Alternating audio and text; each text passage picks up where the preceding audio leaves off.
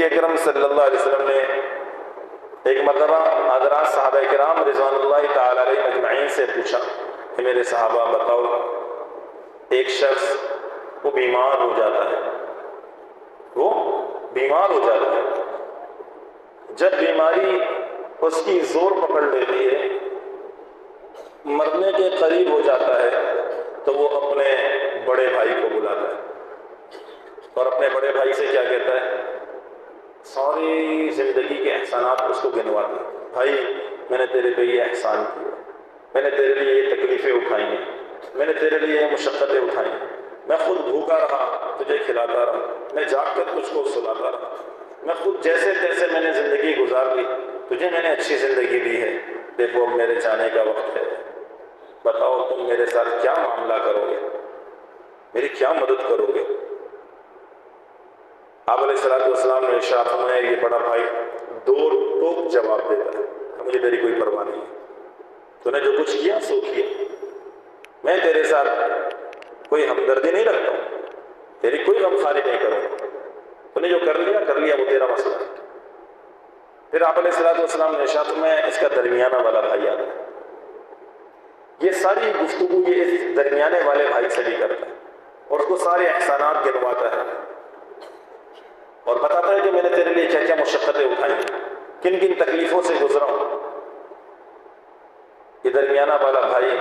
تھوڑا سا ہلکا ہاتھ رکھتا ہے، وہ کہتا ہے ٹھیک ہے بھائی، اگر تو مر جائے گا تو تیرے مر جانے کے بعد میں تیری تجہیز و تکفین کروں گا، تجھے قبر میں اتار دوں، لیکن قبر کے بعد میرا اور تیرا معاملہ جدا ہے، تیرا عالم بدل گیا، میرا عالم کچھ اور ہے، تجھے دفنا کر واپس آ جاؤں۔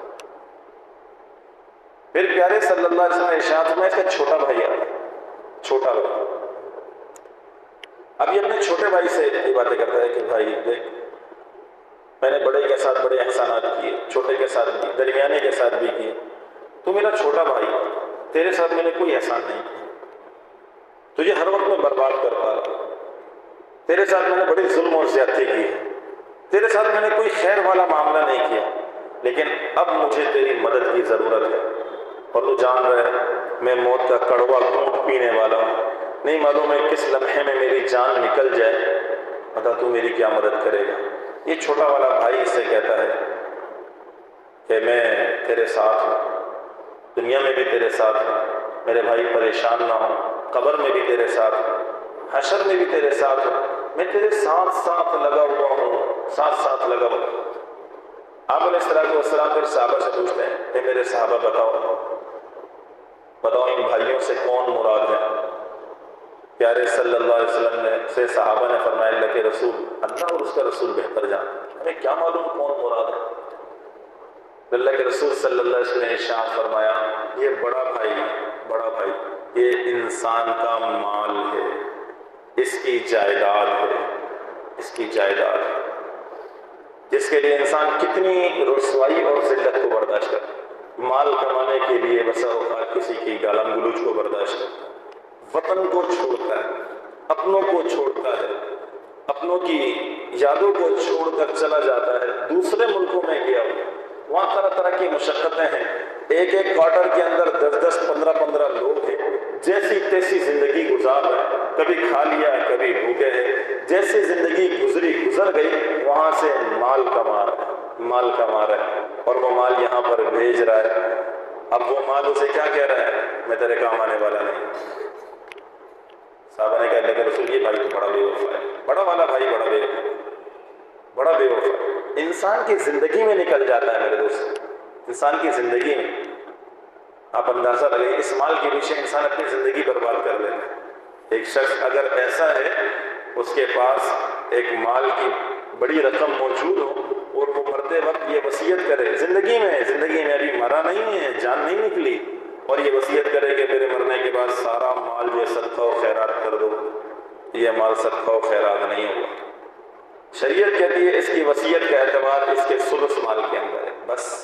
باقی اس کا بچہ ہی اس کی زندگی میں نکل گیا، وہ تو ورثہ کا حق ہے، ورثہ کا حق ہے۔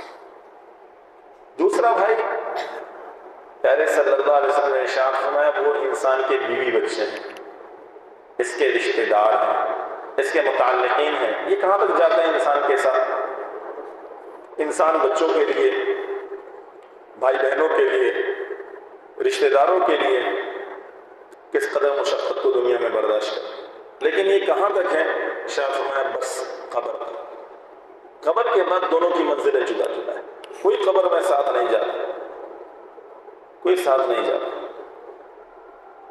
اور تیسرا بھائی پیارے پیغمبر صلی اللہ علیہ وسلم نے ارشاد فرمایا وہ انسان کے اعمال صالح، اعمال صالح جس کو انسان اپنے زندگی میں برباد کرتا ہے، جس کے ساتھ انسان اپنی زندگی میں ظلم کرتا ہے، جس کو انسان زندگی میں پوچھتا نہیں ہے، کوئی اس کے ساتھ خیر نہیں کرتا۔ ارشاد فرمایا یہ تیسرا بھائی اس کے اعمال ہیں جو قبر میں بھی اس کے ساتھ، جو حشر میں بھی اس کے ساتھ، یہاں تک کہ اس شخص کو جنت میں لے جائیں، جنت میں لے جائیں۔ آج اس بھائی کے ساتھ زیادتی ہے۔ آپ علیہ الصلوۃ والسلام نے صحابہ سے پوچھا، میرے صحابہ بتاؤ ان میں سے کون سا بھائی بہتر ہے؟ صحابہ نے کہا اللہ کے رسول پہلے دونوں تو بڑے بے وفا ہیں، یہ جو تیسرا والا بھائی ہے نا یہ بہتر ہے، یہ ٹھیک ہے، یہ وفادار ہے،